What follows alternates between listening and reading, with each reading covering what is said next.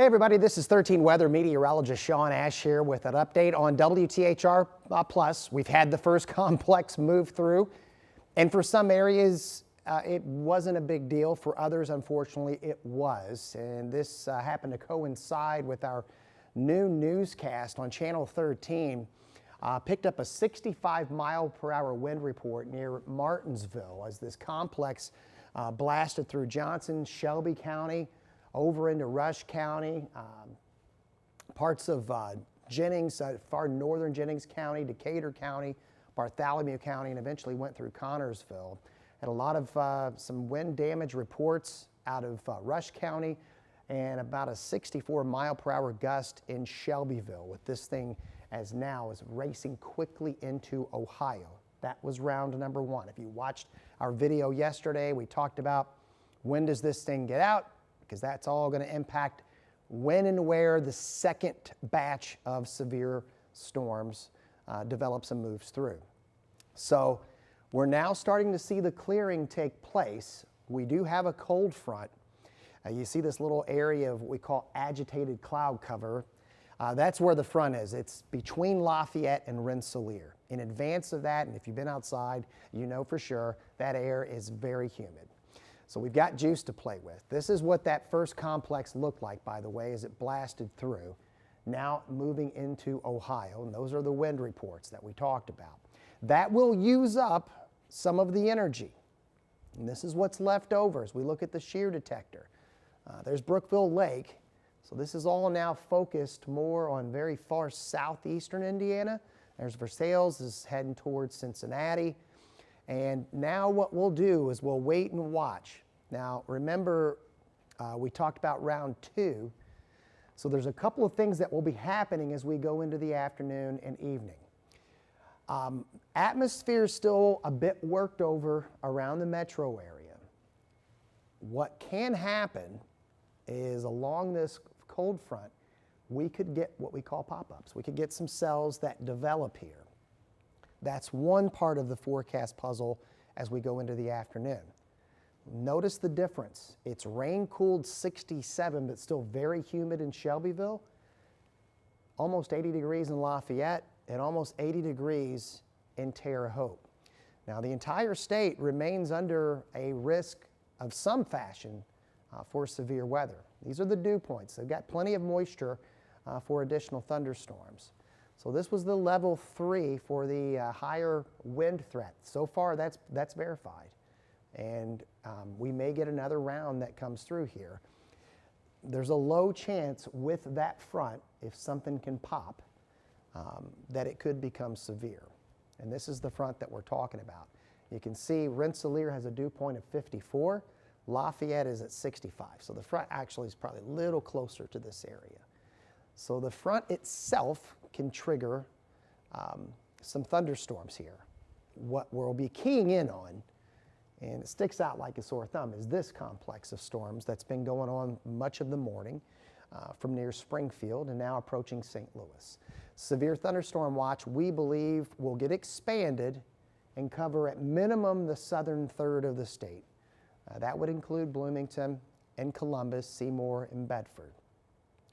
Before this gets here, it is possible that we could get isolated severe cells that develop in advance of it, and that's why we'll be watching radar very closely between now and the rest of the afternoon. All right, so we're not done yet is what I'm trying to tell you, but for some areas, yeah, you may be done. Here's Future Track 13.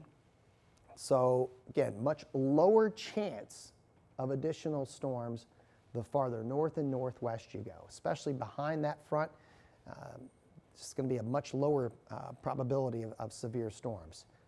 Now, much higher chance where you're seeing them pop up here on Future Track 13. Whether or not that gets to Indianapolis, it's going to be a really, really close call. And I cannot give Indy metro area an all clear at this point. It will be close, but very likely. You go south of I-70, you start upping the odds for storm coverage at minimum, but you also up the odds for severe weather as well.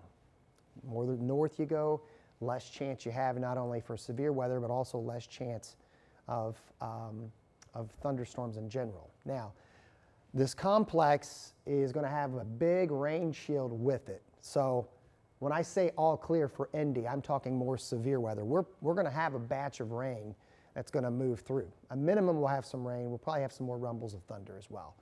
But the stronger wind potential is more than likely with that complex. It's probably going to be through here. But again, a very close call for Indianapolis. The bottom line is you're still going to have to stay weather aware. This is at 6:30.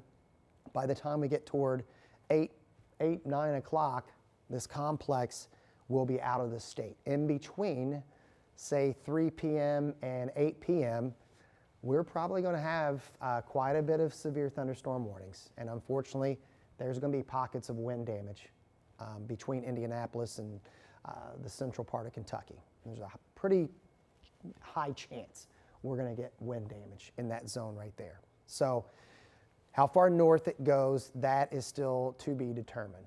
But the the closer we get to 8, 9 o'clock, this thing is quickly moving out. But we will have some more bumpy hours to go through. So we've gone through the first round, and we've got to focus on the second one. And in the severe wind with it, as I just explained, more than likely going to be just south of I-70. But all storms today will put down heavy rain due to the high moisture content that we have. And the round two may actually even have a little higher bout of wind potential with it. So there you go. There goes the first one moving out, and we wait and watch for the second one, okay? If you're heading to the Pacers game tonight, just know, going in, there's a chance for some pop-ups.